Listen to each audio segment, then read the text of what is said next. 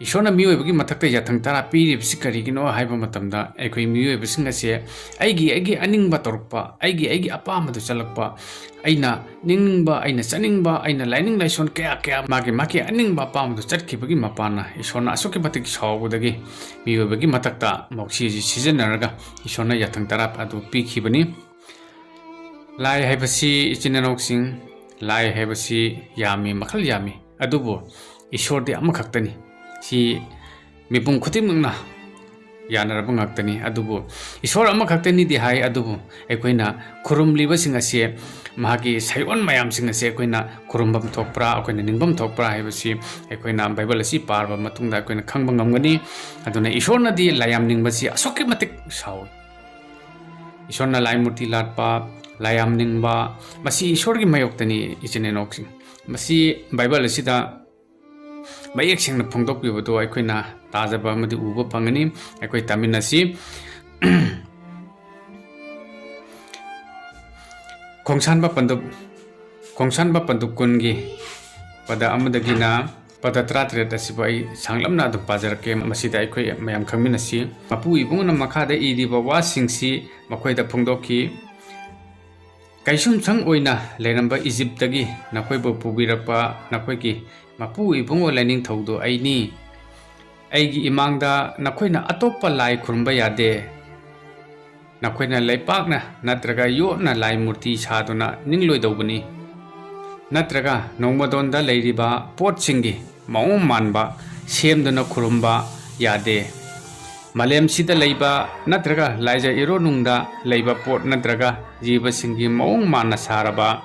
potsingdo khurumba natraga ningba yade nakoigi mapu ibungo oiriba lening thau aisi yamna kalak chawgonba mapuni aibu tukachana tauba mi singdugi mapa haktaktagi lauraga masa masu miron ahum mari phawba tawkhiba thabaksing kawdaba maramna awaphamda tahangani aibu nungsina tawjaba aduga aigi yathang kaidana chatpa mi singdodi aina aigi chena chana nungsibado matam leibada utpigani arembada nakoigi mapu ibungo lining thaugi minglendu palloi doguni maran leiba mi du lining thau ibungogi minglen chonjaduna su maran leite haina loroi pothaba numittu sengna ngaknaba pothaba numittu sengna ngaknaba ningsingu numit tarukni nakoina thabak nonggadabani nakoina tawgadaba thabak singdo numit tarukni sigi manungda tawhogadabani adubu tare ni suba numit si nakoigi mapu ibungo lining thaugi oina pothaba numit ni hairiba numit sida nakoi thabak amata tawfaroi numit sida nacha nupa amadi nupi minai nupa amadi minai nupi sasan amadi nakoigi nayumda saidangduna leiriba mi singdo thabak nomhanba yade numit tarukni chupna lining thau ibungona nongmadon amadi samudruda leiriba jiba punamak sibu sembikhi tare ni suba numita ibungona pothabikhi maram sina lining thau ibungona tare ni suba numit si pothaba numit uhenbata natana sengdokpirabani nakoigi mapu ibungo lining thauna nakoigi damak taibang sida pina biba lamduda punsi nuksangna leinanaba napa amadi namabu ikai khumnau nakoina mi hat pharoi nakoina mitu lana pharoi nakoina Quran pharoi nakoina yunlon nabasingi matakta nattaba saki piroi doguni nakoina yunlon nabasingi mapot masaida mitaroi doguni yunlon nabagi nupida mihoroi doguni yunlon nabagi minai nupi natraga san natraga lola natraga su mahaki ariba pot khudingda puning thingjaloi doguni ishorna miyoibasing si asuki matik nungsi aduba miyoibagi thamoi sing asina kanbagi mapana magi aningba mana khanbada chumdana chummi haja duna makoina chali hojiksi leiri adubu dharma amadi lining laison asida ishorna kari phongdokpi haibadu ekoina khangba ngamkhre taba ngamkhre ishorna atai lai amta khurum loidabani lining loidabani haibani ishor se amakhaktani taibang palista ekoina di ishor amakhaktani harga ekoina koti kunthram de latna khurumduna ngasi phawda ekoigi punsi ase mangduna amang balambi amam balambi de chali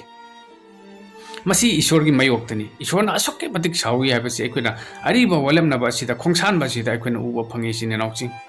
lai Murti Khurumba yadi hai akoina mi mana semba akoina sausik mana sasan mana semaga akoina matugi mamang da khurumba ji Eshorna asoki matik sauba amadi tukut chaba thabak ni haibasi Bible asida mayak sengna phongdokpibani adunadi akoina asengba Eshor asi kanano haibasi akoina thidopsi yamna tangai fade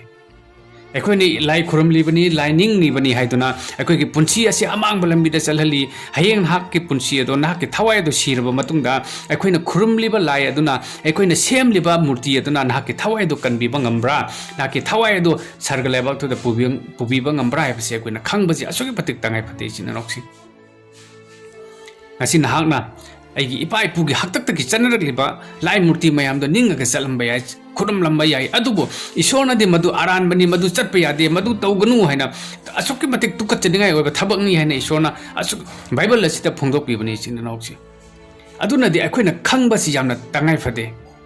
aina lai Murti Khurumliba sina hayeng aigi punsi da aigi thawai sina kanaba phangadra natraga aigi thawai sina hayeng sargalaiba do da chachaba ngamgadra phangadra haibasi akoina khangba ngamdrabadi akoina phangba ngamdrabadi aina lai ningudan kari kanagani sina noksi akoina ngasi Jesus Christ thajarba Eshor thajariba Eshor ge aningba chachaba ngamiba adugi maram karigino haiba matamda akoina asengbadu khangba ngami Jesus Christ thajaba Jesus Christ loksinjaba mahak aduna taibung palasta asengba achumbadu mahakna khangani ngangani amadi haidokani madu sakhi ka loina na haidokani khudam ga loina na phongdokani ngasi nahak sire haduna nahaki thawai do siraba matungda karai da chatkani na khangbra na khangoi Eshorna nahaksi aiji Eshorni aiji nahaki mapu ibongoni haina phongdokpira bhabaguda akoina mahapu loksinjaba ngamde thajaba ngamde mapu ibongona makhada iriba wasingsi makoida phongdokki kaisum sang oina leiramba Egypt gi nakoibu pubirakpa nakoigi mapu ibongo laining thaudo aini haibira bhabaguda ekoi miyoibana thajaba ngamdribani loksin jaba ngamdribani mana migi laini mana migi dharmani mana migi aningba pambi migi laining laisoni haiduna migi aphabada tongjabada thiribani haiduna akoina lana khandana chali hoi akoina tongjaba thi ri karigino haiba matamna akoiga hakchang gi dam kanana ba tongjaba thi banate hayeng aigi thawai sene siraba matungda hayeng aigi hakchang sene siraba matungda aigi thawai ga hakchang ga khainaraba matungda aigi thawai sene sargada leijaba phangmodo akoigi tongjaba ni china noksi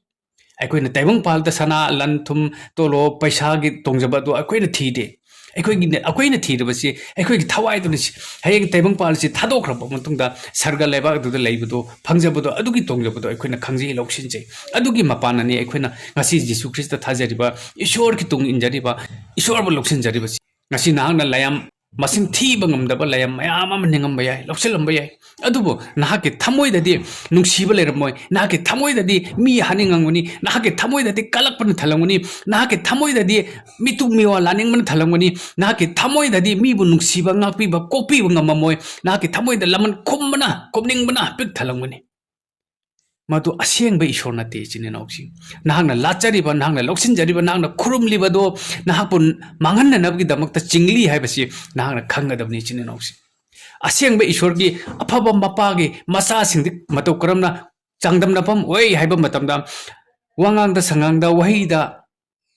thabakta tamjana pham ingna chingna matam supada nolongna leiba punsi ma magi punsi mo ado nakoina uba phangani madu aphaba masa amagi aphaba dharma amagi aphaba lining lesot amagi satchaba masa amagi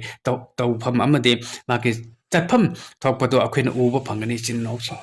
reborn oiba darkar oi nang nauna pokpa darkar oi nang Eshor si kanano haibisi nang thijenba darkar oi ngasi nang Eshor si thijendrabasu nang nan taibung pal si thadokraba matungda nahki wel manumil ma soidna lakani Eshor ki phambai mamang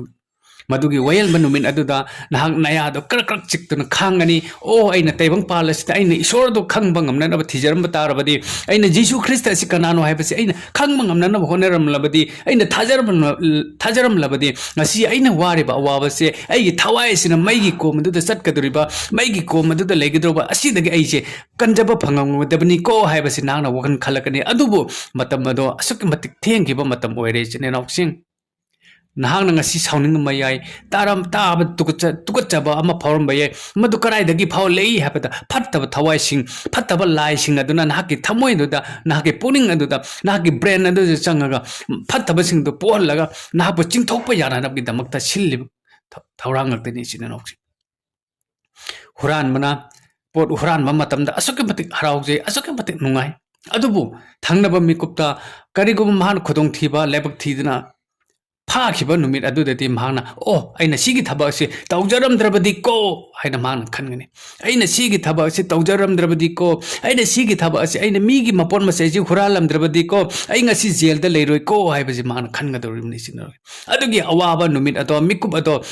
ꯍꯌꯦꯡ ꯅꯍꯥꯛꯀꯤ ꯊꯋꯥꯏꯅꯁꯨ ꯅꯍꯥꯛꯅ ꯇꯥꯏꯕꯪꯄꯥꯜ ꯑꯁꯤ ꯊꯥꯗꯣꯛꯈ꯭ꯔꯕ ꯃꯇꯨꯡꯗ ꯋꯥꯌꯦꯜ ꯐꯝꯕꯩ ꯃꯃꯥꯡꯗ ꯆꯠꯄ ꯃꯇꯝꯗ ꯑꯩꯅ ꯇꯥꯏꯕꯪꯄꯥꯜ ꯑꯁꯤꯗ ꯑꯩꯅ ꯏꯁꯣꯔ ꯑꯗꯨ ꯈꯪꯖꯔꯝꯃꯕꯗꯤꯀꯣ, ꯑꯩꯅ ꯏꯁꯣꯔ ꯑꯗꯨ ꯂꯧꯁꯤꯟꯖꯔꯝꯃꯕꯗꯤꯀꯣ ꯉꯁꯤ ꯑꯩꯅ ꯋꯥꯒꯗꯧꯔꯤꯕ ꯑꯩꯒꯤ ꯄꯨꯟꯁꯤ, ꯑꯩꯒꯤ ꯊꯋꯥꯏ ꯑꯁꯦ ꯁꯨꯃꯥꯏꯅ ꯋꯥꯔꯣꯏꯀꯣ ꯍꯥꯏꯕꯁꯤ ꯅꯍꯥꯛ ꯋꯥꯈꯜ ꯈꯟꯒꯅꯤ ꯏꯆꯤꯟ ꯏꯅꯥꯎꯁꯤꯡ꯫ ꯑꯗꯨꯕꯨ ꯃꯇꯝ ꯑꯗꯨꯗꯗꯤ ꯑꯁꯨꯛꯀꯤ ꯃꯇꯤꯛ ꯊꯦꯡꯈꯤꯕ ꯑꯣꯏꯒꯅꯤ ꯏꯆꯤꯟ ꯏꯅꯥꯎꯁꯤꯡ꯫ ꯃꯇꯝ ꯂꯩꯔꯤꯉꯩ ꯑꯁꯤꯗ ꯏꯁꯣꯔꯒꯤ ꯑꯅꯤꯡꯕꯁꯤ ꯀꯔꯤꯅꯣ? ꯏꯁꯣꯔꯁꯤ ꯀꯅꯥꯅꯣ? ꯖꯤꯁꯨ ꯈ꯭ꯔꯤꯁꯇꯁꯤ ꯀꯅꯥꯅꯣ? ꯖꯤꯁꯨ ꯈ꯭ꯔꯤꯁꯇꯁꯤ ꯖꯤꯁꯨ ꯈ꯭ꯔꯤꯁꯇꯁꯤ ꯀꯔꯤꯒꯤꯗꯃꯛꯇ ꯑꯩꯈꯣꯏꯒꯤꯗꯃꯛ ꯂꯥꯛꯄꯤꯈꯤꯕꯅꯣ ꯍꯥꯏꯕꯁꯤ ꯑꯩꯈꯣꯏꯅ ꯈꯪꯕꯁꯤ ꯑꯁꯨꯛꯀꯤ ꯃꯇꯤꯛ ꯇꯉꯥꯏꯐꯗꯦ ꯏꯆꯤꯟ ꯏꯅꯥꯎꯁꯤꯡ꯫ ꯂꯥꯏꯅꯤꯡ ꯂꯥꯏꯁꯣꯟ ꯀꯌꯥ ꯈꯦꯠꯅꯔꯤꯕ, ꯑꯩꯈꯣꯏꯅ ꯅꯤꯡꯕꯗ ꯑꯣꯏꯔꯕꯁꯨ, ꯑꯩꯈꯣꯏꯅ ꯊꯥꯒꯠꯄꯗ ꯑꯣꯏꯔꯕꯁꯨ, ꯑꯩꯈꯣꯏꯅ ꯋꯥꯄꯥꯎ ꯁꯟꯗꯣꯛꯄꯗ ꯑꯣꯏꯔꯕꯁꯨ ꯈꯦꯠꯅꯕ ꯃꯌꯥꯝ ꯂꯩꯔꯤꯕ ꯇꯣꯞꯄꯤꯕꯁꯤ ꯀꯔꯤꯒꯤꯅꯣ ꯍꯥꯏꯕꯗ ꯑꯁꯦꯡꯕ ꯑꯆꯨꯝꯕ ꯑꯃ ꯑꯣꯏꯕꯒꯤ ꯃꯔꯝꯅꯅꯤ ꯏꯆꯤꯟ ꯏꯅꯥꯎꯁꯤꯡ꯫ ꯅꯈꯣꯏꯒꯤ ꯊꯃꯣꯏꯗ ꯋꯥꯍꯪ ꯀꯌꯥ ꯑꯃ ꯍꯪꯖꯧ, ꯅꯈꯣꯏꯅ ꯈꯪꯅꯅꯕ ꯍꯣꯠꯅꯧ꯫ ꯑꯗꯨꯕꯨ ꯂꯧꯁꯤꯟꯗꯕ ꯑꯁꯤꯗꯤ ꯅꯈꯣꯏꯒꯤ ꯑꯅꯤꯡꯕ ꯑꯄꯥꯝꯕꯒꯤ ꯃꯇꯨꯡ ꯏꯜꯂꯤ꯫ ꯑꯗꯨꯕꯨ ꯍꯌꯦꯡ ꯅꯍꯥꯛꯀꯤ ꯊꯃꯣꯏ ꯑꯗꯨꯅ, ꯍꯌꯦꯡ ꯅꯍꯥꯛꯀꯤ ꯊꯋꯥꯏ ꯑꯗꯨꯅ ꯅꯍꯥꯛꯅ ꯁꯔꯒꯗ ꯆꯠꯆꯕ ꯄꯥꯝꯂꯕꯗꯤ ꯖꯤꯁꯨ ꯈ꯭ꯔꯤꯁꯇ ꯊꯥꯖꯕ ꯅꯠꯇꯅꯗꯤ ꯑꯇꯩ ꯎꯄꯥꯏ ꯑꯃꯠꯇ ꯂꯩꯇꯦ ꯍꯥꯏꯕꯁꯦ ꯑꯩꯈꯣꯏ ꯈꯪꯃꯤꯟꯅꯁꯤ꯫ ꯕꯥꯏꯕꯜ ꯑꯁꯤꯗꯁꯨ ꯃꯌꯦꯛ ꯁꯦꯡꯅ ꯐꯣꯡꯗꯣꯛꯄꯤ꯫ ꯕꯥꯏꯕꯜ ꯑꯁꯤꯗꯁꯨ ꯌꯥꯊꯪ ꯇꯔꯥ ꯏꯁꯣꯔꯅ ꯑꯩꯈꯣꯏꯗ ꯇꯧꯕ ꯌꯥꯗꯦ ꯍꯥꯏꯕ ꯌꯥꯊꯪ ꯇꯔꯥꯗꯣ ꯑꯔꯤꯕ ꯋꯥꯂꯦꯞꯅꯕ ꯑꯁꯤꯗ ꯈꯣꯡꯁꯥꯟꯕ ꯄꯟꯗꯨꯝ 10ꯒꯤ ꯑꯁꯤꯗꯒꯤꯅ ꯄꯗ 10ꯒ 8 ꯑꯁꯤꯗ ꯃꯄꯨꯡ ꯐꯥꯅ ꯏꯁꯣꯔꯅ ꯐꯣꯡꯗꯣꯛꯄꯤꯕꯅꯤ꯫ ꯑꯩꯈꯣꯏ ꯃꯌꯥꯝ ꯄꯥꯕꯤꯌꯨ, ꯑꯩꯈꯣꯏ ꯃꯌꯥꯝ ꯄꯥꯃꯤꯟꯅꯁꯤ, ꯄꯥꯕꯤꯌꯨ꯫ ꯏꯁꯣꯔꯒꯤ ꯋꯥꯍꯩꯁꯤꯡꯁꯦ ꯂꯧꯁꯤꯟꯖꯔꯒ ꯅꯍꯥꯛꯀꯤ ꯄꯨꯟꯁꯤꯗ ꯑꯅꯧꯕ ꯄꯨꯟꯁꯤ ꯑꯃ, ꯏꯪꯊꯕ ꯄꯨꯟꯁꯤ ꯑꯃ ꯏꯁꯣꯔꯅ ꯄꯤꯕꯤꯕ ꯑꯣꯏꯁꯅꯨ꯫ ꯏꯁꯣꯔꯕꯨ ꯃꯁꯛ ꯈꯪꯕ ꯄꯨꯟꯁꯤ ꯑꯃꯃꯝ, ꯏꯃꯨꯡ ꯑꯃꯃꯝ, ꯃꯤꯁꯛ ꯑꯃꯃꯝ ꯏꯁꯣꯔꯅ ꯑꯣꯏꯍꯟꯕꯤꯁꯅꯨ꯫ ꯅꯍꯥꯛꯀꯤ ꯄꯨꯟꯁꯤꯗ ꯍꯦꯟꯅ ꯏꯁꯣꯔꯅ ꯏꯪꯊꯕ ꯄꯤꯕꯤꯕ ꯑꯣꯏꯁꯅꯨ꯫ ꯊꯥꯒꯠꯆꯔꯤ꯫ ꯇꯥꯖꯈ꯭ꯔꯕ ꯈꯨꯗꯤꯡꯒꯤ ꯃꯊꯛꯇ ꯏꯁꯣꯔꯅ ꯃꯄꯥꯟ ꯅꯥꯏꯗꯕ ꯕꯣꯔ ꯑꯃꯗꯤ ꯃꯔꯥꯡ ꯀꯥꯏꯕ ꯏꯪꯊꯕ ꯄꯤꯕꯤꯕ ꯑꯣꯏꯁꯅꯨ꯫ ꯑꯥꯃꯦꯟ꯫